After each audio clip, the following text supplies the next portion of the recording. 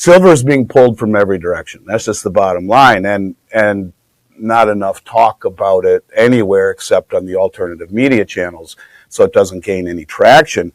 But where you will start to see some traction, in my mind, is the fact that the U.S. government just designated it as a critical mineral. And to me, this changes the narrative. Silver is no longer just a commodity. It's a matter of national security, national strategy. And when you talk about the kind of potential that silver has, remember that in terms of market cap, it's the tiniest little nothing market. And when capital begins to flow in, like the United States government and the sovereign wealth funds, it doesn't move gradually. It will erupt at some point. I do believe that. But the bottom line, Jesse, is you got tight supply, you got surging demand at the highest levels, coupled with systemic risk and the LBMA and what could happen if we see a delivery failure, coupled with official recognition. I would say silver isn't just poised to move, it's ready to explode. And yeah, it has been catching its breath, and anything that moved that fast, 40% in a couple of months, is overbought. That's the definition of overbought, and it needed to correct. It did, and here we are back above 50 again. So yeah, I say buckle up for what's coming next. The fact that the U.S. just named silver a critical mineral, along with China's tightening exports, there's no coincidence there. This is governments recognizing, I think, silver's strategic importance. Go back a year or two, Canada, many of the miners and players in the silver market in Canada tried to do the same thing, to have it reclassified a strategic metal, not an industrial metal. But this is an understanding, an awakening. It means a floor has been put under demand, number one. You have policy-driven buying now that will be coming in from the U.S. and from other countries like China, who will see that this is musical chairs, if you will. And at the same time, you have a global supply crunch. You got players getting squeezed, and you get China, who is, a big player in the silver market, limiting exports. Yeah, that's a big deal. Now, silver isn't just an industrial metal anymore, Jesse. It's obviously it's strategic, and it's monetary. It's essential. And I think now that governments are making that official, I think from the highest levels, maybe governments just lit the fuse. So yeah, I think it's a big deal. It's a huge deal, bigger than just about anything I've seen in a long time in the silver market. We know that India has been a massive player in the silver market. You can find quotes that it's purchased between 600, 700, 800 million ounces in the last 5 or 6 years. Copious amounts. We know that Russia said we're going to add it to our strategic stockpile, being one of the first countries ever to say that. We see massive deliveries. Talk to David Jensen on the the LBMA numbers. Huge deliveries coming off the LBMA in a hugely rehypothecated market where way more contracts exist than bars standing behind it.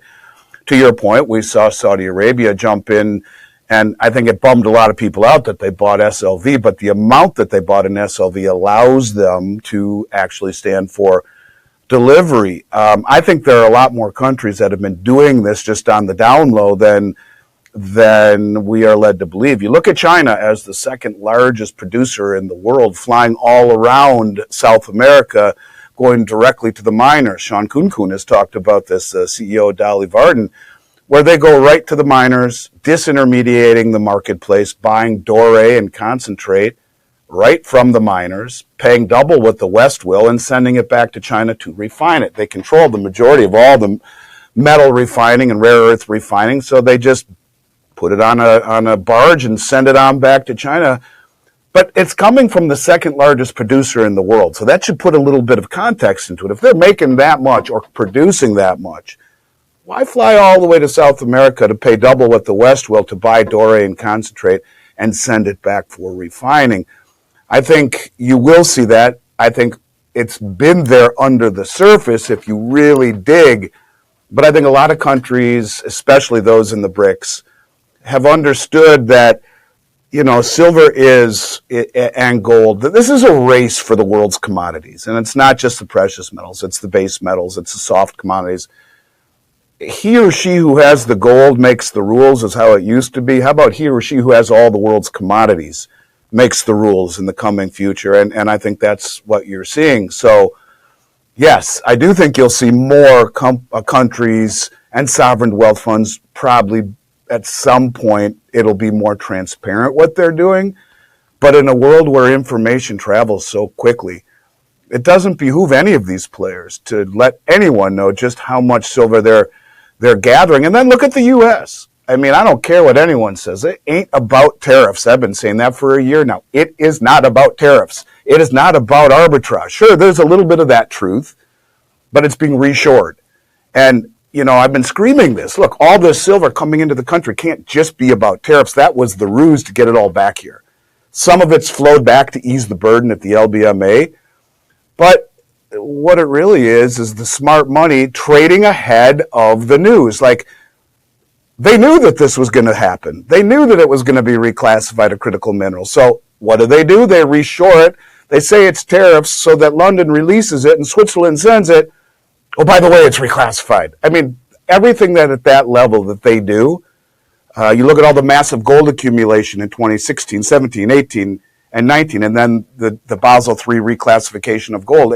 These things that at the highest level, information is worth more than anything. And the people accumulating it, the central banks, the sovereign wealth funds, they're not just the most well-funded. More importantly, Jess, they're the most well-informed. And I think that's really what you would expect to see, the inside money moving first. And I think we're transitioning to that point where it's now out in the open, at least more so than it's ever been. And at that point, it's anonymity be damned. It's everyone rush to secure what they can while they can. So, yeah, I think you will see that. And based on what you're watching, is there still a lot of stress when it comes to inventory levels at the LBMA? Well, it's very true. No matter what, it's very true. David Jensen does a masterful job of showing that. But in essence, they're trading, 700 or 800 million ounces a day in London. 2 billion a day if you add the COMEX and the Shanghai market. But in London, 700 or 800 billion ounces a day with a float of 150 million ounces. What could possibly go wrong?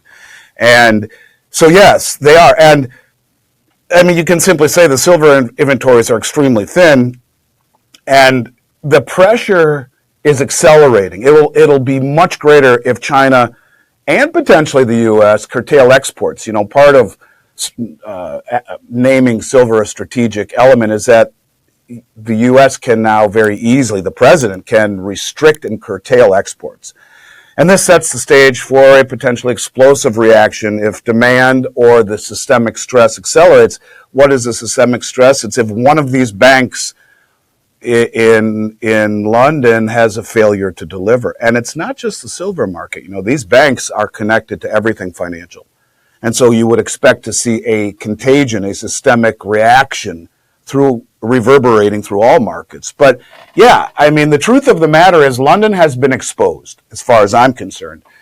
And they're hanging on by a thread. There's exponentially more demand than there is supply, and there's exponentially more contracts than there are bars. That is a powder keg waiting to happen. The awakening has started. My whole career, gold and silver were dismissed as relics. And,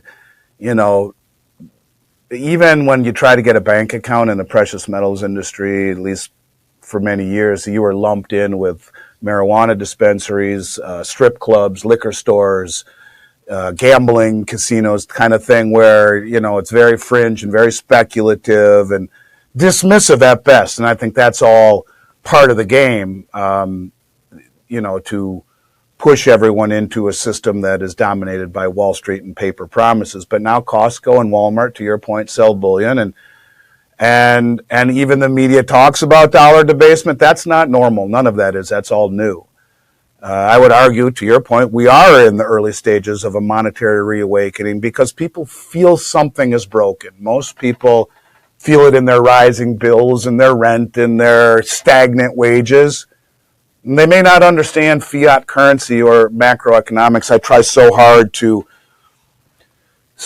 make this easy to understand. It's very hard when you use words like Triffin's dilemma or, Cantillon effect or rehypothecation. I mean, people don't get it. I try hard, but they do understand that they feel something is broken. And as trust in institutions continue to erode, you will see this shift accelerate.